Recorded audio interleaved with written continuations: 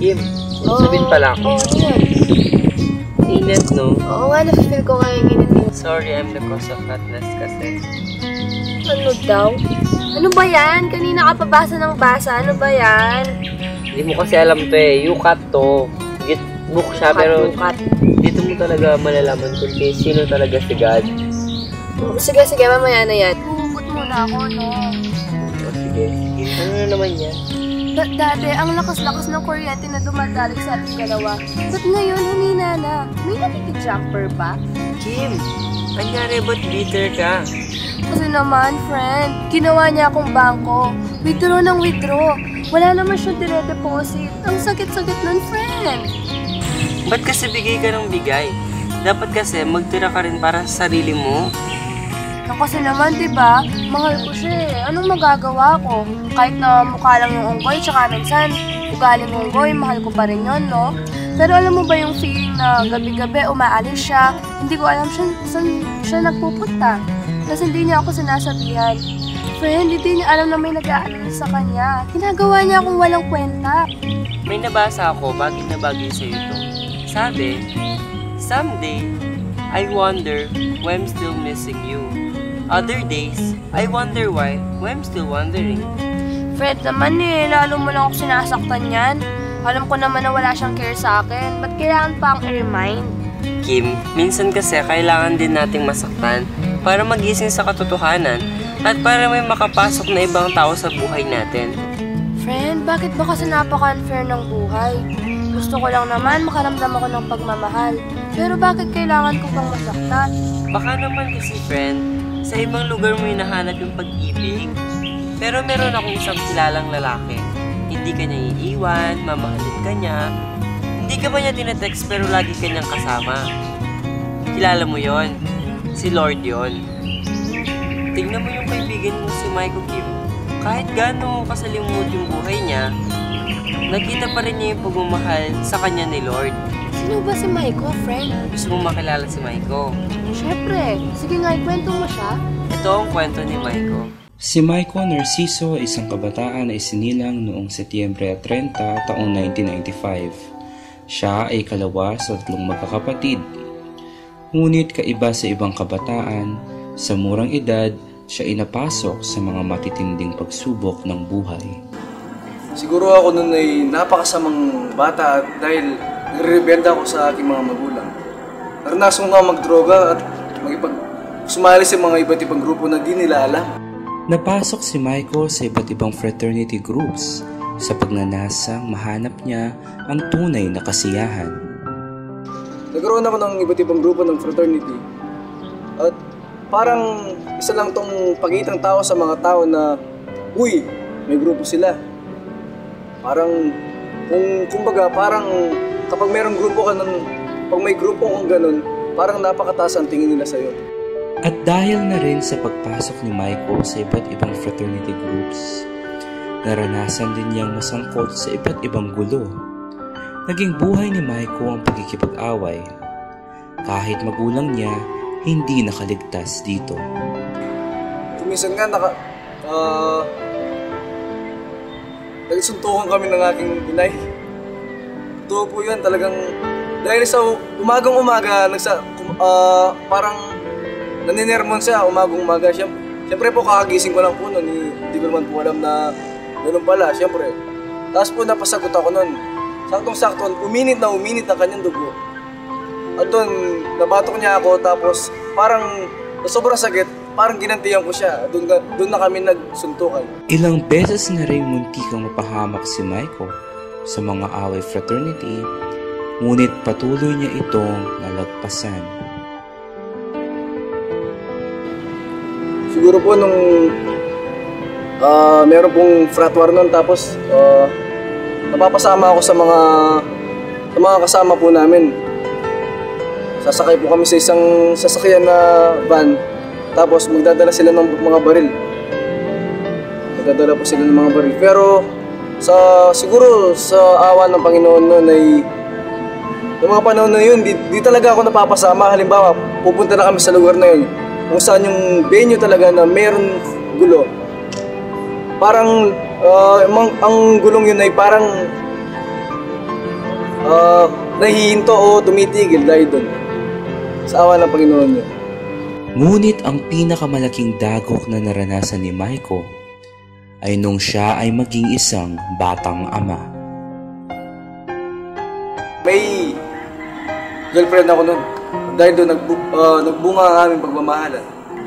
Nabuntis ko siya at akala ng mga magulang nila ay hindi ko pananagutin o hindi ko kayang panagutin yung aming nagawa. Ngunit ang pinakamasakit na naranasan ni Maiko ay nang hindi man niya nalaman at nakilala ang kanyang anak. Naging mailap ang tadhana para kay Maiko. Noong panahon na nakanak na yung babaeng aking naging kasindahan at tapos hindi ko man alam na nanganak na pala yung babae. Hindi ko man alam na lumabas na yung bata at hindi nga ako kasama at hindi nga ako nakakapili doon sa batang yun eh. At nung mag-birthday siya, hindi nga ako invited o magbinyag. Hindi ako na-invite. Yun po yung pinakamasakit na naranasan ko. Ngunit sa buhay ng bawat Kristiyano, nangingibabaw pa rin ang karanasang makadiyos. Hindi naglaon na tagpuan ni Maiko ang tunay na saya sa buhay. Noong mga panahon na yun ay parang pinagsisihan ko ang lahat ng aking mga ginawa. Lumipas ng isang linggo, umasyal ako sa aking kaibigan. Saktong-sakto may nag-black rosary yung mga batang nag-black rosary sa bahay nila. Nakapag-isip-isip ako na bakit ang saya nila? Bakit ako malungkot? Paglipas ng ilang minuto, nasabi ko sa sarili ko at sinabi ko sa kanila na pwede ba akong sumali sa inyo? Sawang-sawa na ako sa aking mga ginawa. Nagsisisi ako. Ngunit hindi lahat ng pagbabago ay madali. Naging ehemplo ng pangungutya ang pagbabago ni Maiko. Maraming hindi nakatanggap sa pagbabagong pinili niya. Parang narinig ko na sinasabi nila na baliw na yata si Maiko ngayon. Ba't may hawak siyang rosaryo? Ba't kasama siya sa mga matatandang nagdarasal dito? Yung mga ginawa ko lang noon ay hinayaan sila, nabayaan, hanggang sa dumating yung araw na matanggap nila ang aking ginagawa. Hindi naging balakid ang mga masasamang pagpuna ng mga tao sa pagbabago ni Maiko. Sa kasalukuyan, patuloy na nagsisilbi si Maiko bilang isang campus youth minister sa Mabalacat City College. Siya ay nagpapatuloy sa pagpapapahayag na hindi imposibleng matagpuan ang Panginoon. Parang tinignan ko ang aking mga nakaraan, ang aking mga ginawa. Tinanong ko sa aking sarili na, maganda ba ito? Nakakabuti ba ito para sa akin? Nakakabuti ba ito para sa aking kinabukasan? At dahil doon, parang nagsawa ako. At yung mga panahon na yun ay parang kumakatok na ang Diyos sa puso ko. Na kailangan ko na para bang sinabi niya na, Maiko, kailangan na kita para mag-mission ka sa akin. Patuloy na hinahamon ni Maiko ang mga kabataan na hanapin ang Diyos. Nung binago niya ako ay sapat na para sabihin kong nakapagbago na ako ngayon. At kaya ko ang Panginoon ngayon at katabi ko siya araw-araw o pag-iising, bago matulog, araw-araw kasama ko siya. Pag-iwas ko lang sa tukso ay masasabi ko nang kasama ko na talaga siya. Hindi ko na ginagawa ang mga dati kong ginagawa. Yung dati ako ay isang lasinggero, yung dati ako ay isang mayroong fraternity na ngayon.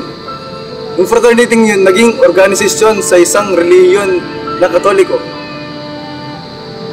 Dahil doon, nagpapasalamat ako sa mga kasama ko ngayon, sa mga kasama kong naging instrumento ng Panginoon. Dahil doon, nabago ko at napagpapatuloy ko ang ginagawa sa pagsuyo at pagmamahal sa Panginoon.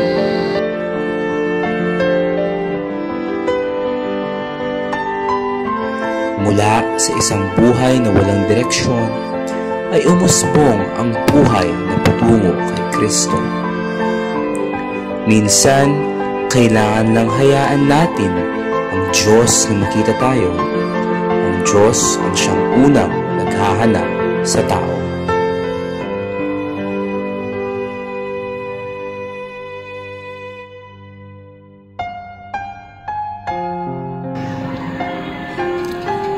Siguro yung pinaka magandang mensahe ko ay mensahe ko sa mga nakakarinig nito ay kung naranasan man nila ngayon ito, sana tigilan na nila yun dahil wala kang magagawa kung pagpapatuloy mo lang yun. Gagawin mo ba yun hanggang tumanda? Gagawin mo ba yun hanggang sa tumanda ka na hindi mo pinagsisihan ng iyong mga ginawa? Ang panahon ay nagbabago. Walang permanente dito kundi ang pagbabago dahil kung hindi ka man magsisisi dito, magsisisi ka sa kabilang mundo.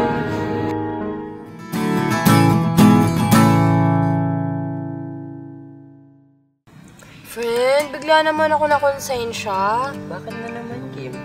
Kasi 'di ba, ako yung pinoproblema ko lang kanina, yung love life ko. Pero grabe, tignan mo naman si Maiko. Ang dami niyang pinagdaanan sa buhay. Ang titindi pa. Tapos, halos nawala na sa kanya lahat. Pero, nakuha pa rin niyang maging masaya.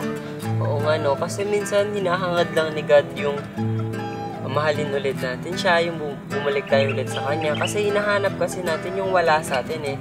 Dapat kasi hanapin muna natin kung anong meron tayo. Parang si God, diba? Tama ka dyan, friend. Kaya nga alam mo, mula ngayon talagang si God na yung love life ko, si God na yung forever ko, siya na yung true love ko. Tama ka dyan. Kasi kahit gaano pa ka-problema yung buhay natin, o gaano ka pa ka-problema, gaano kasalimuot yung buhay mo, hindi sagot yung paninigarilyo, diba? Yung pag-inom-inom, yung alak-alak. Mga bisyo-bisyo na yan. Kasi hanapin lang natin kung sino talaga yung nagpapasaya sa atin at kung sino talaga yung meron tayo, di ba? Si Lord yun. Tama ka dyan. Tsaka dapat tandaan talaga natin na bago natin hanapin yung kung anong-anong bagay sa buhay natin, si God muna. Oo nga. Tama ka yan kasi si God andyan lang siya sa tabi-tabi. Minsan katabi natin. Yung kailangan lang natin gawin is papasukin natin siya sa buhay natin. Tama ka dyan, friend. Kaya dapat tigilan na natin yung mga kabitera na yan, yung mga hugot-hugot, yung mga pag-emote-emote natin dyan. At kailangan nating tandaan ang tunay na forever ay nasa piling ni God. Tama ka dyan. Kaya, mga ka-hashtag hanggang sa muli, ako si Billy. At ako naman po si Kimi, ang inyong mga ka-hashtag ATM at the moment. Bye!